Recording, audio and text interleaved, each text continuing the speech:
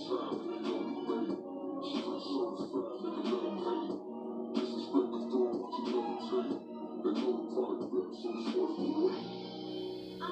what's going on, you guys? This is Madam 81. I'm coming back to you again.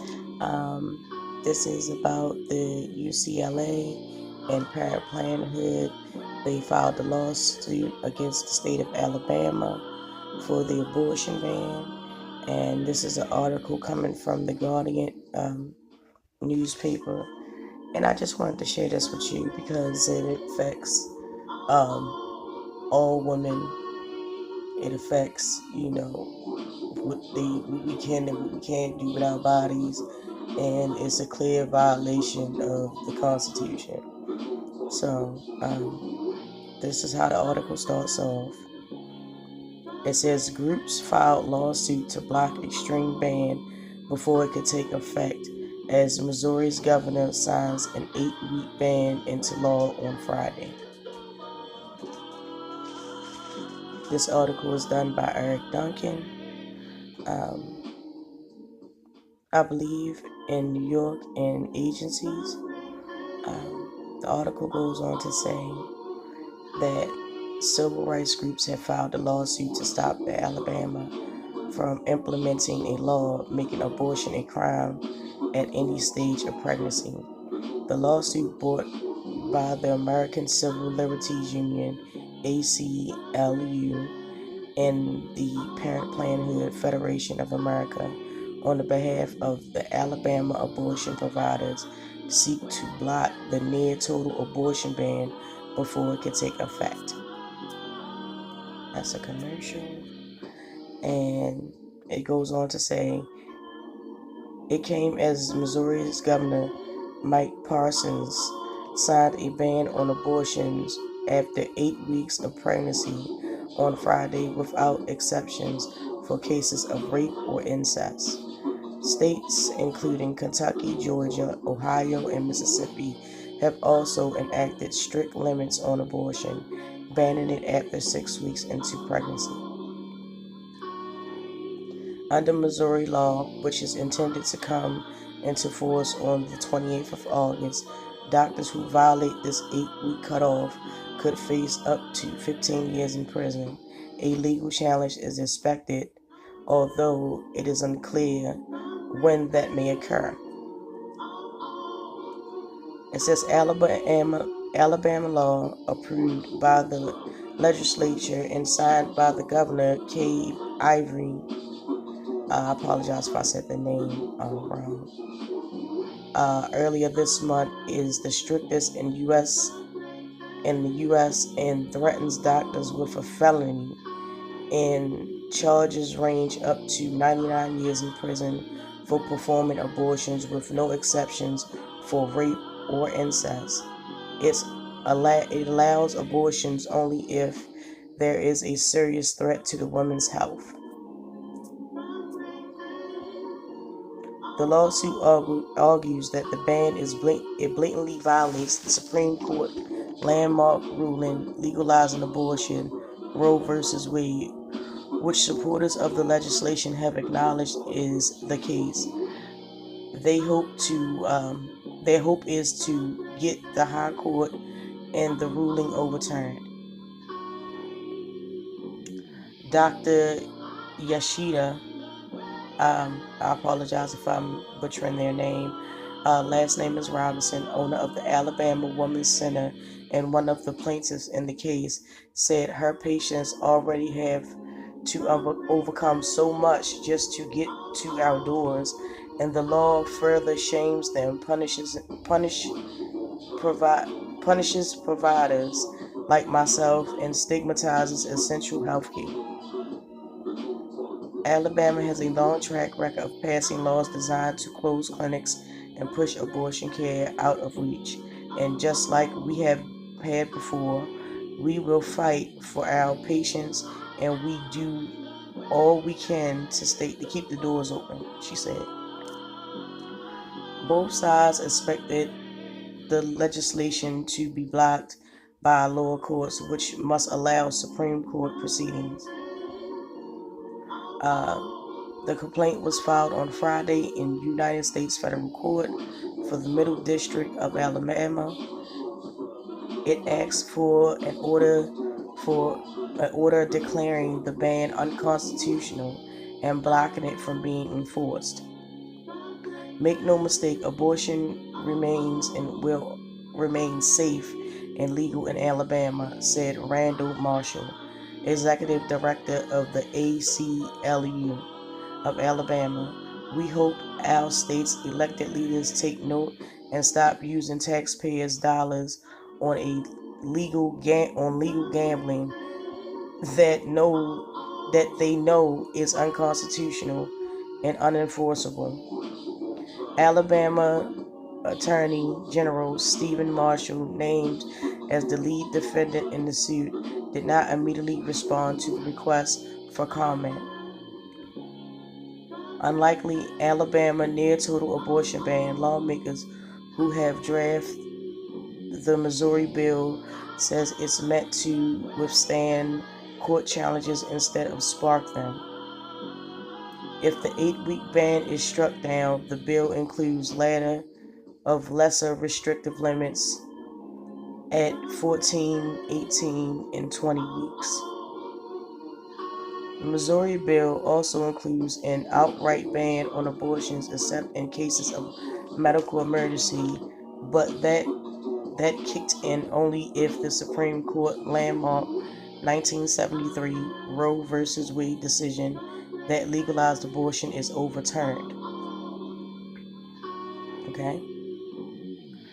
And here it says Missouri has some of the national most restrictive abortion regulations, including a requirement that the doctors performing abortions have partnership with nearby hospitals. Missouri is down to one clinic performing abortions, which is in St. Louis. And this is the information right here. I'm going to open that up. We'll try to open that up. And that's not working. But you get the gist of it, and I'm going to basically, this is just the rest of it, or whatnot. But, basically, it's a whole bunch of states. They're improving abortions. For them, rape and incest is not exempt. They're just basically saying, you don't have a legal right to deal with your body. We tell you what to do with your body. We tell you what is legally allowed. And it's essentially taking away the rights of women across the world, the nation. It's taking away the ability to make a conscious decision.